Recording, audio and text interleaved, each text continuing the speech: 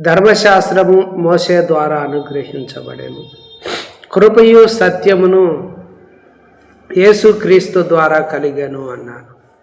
కనుక దీని గురించిన వివరాలు మనం చూసినట్లయితే తీతుకు రాసిన పత్రిక 3వ అధ్యాయంలో అధిపతులకు అధికారులకు లోబడి విధేయులుగా ఉండవలెననియు ప్రతి సత్కార్యము చేయుటకు సిద్ధపడి ఉండవలెనని మనుషులందరి ఎడల సంపూర్ణమైన సాత్వికమును కనపరచుచు ఎవరిని దూషింపక జగడమాడని వారును శాంతులునై ఉండవలనని వారికి జ్ఞాపకం చేయము.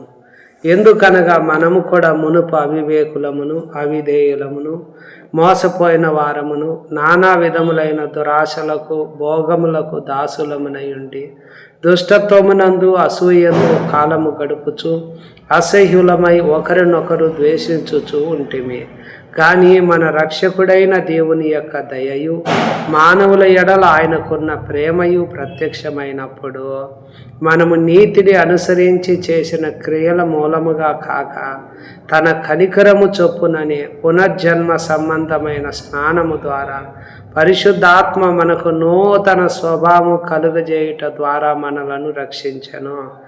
మనం ఆయన కృప వలన నీతిమంతులమని తీర్చబడి నిత్య జీవమును గూర్చిన నిరీక్షణను బట్టి దానికి వారసులమగుటకై ఆ పరిశుద్ధాత్మను మన రక్షకుడైన యేసుక్రీస్తు ద్వారా ఆయన మన మీద సమృద్ధిగా కుమ్మరించెను. ఈ మాట నమ్మదగినది గనుక దేవుని యందు విశ్వాసం ఉంచిన వారు సత్క్రియలను శ్రద్ధగా చేయుట యందు మనస్సుంచునట్లు నీవి సంగతులను గూర్చి దృఢముగా చెప్పుచుండవలనని కోరుచున్నాను. ఇది మంచిదియు మనుషులకు ప్రయోజనకరమైనవనై ఉన్నవి అన్నాడు.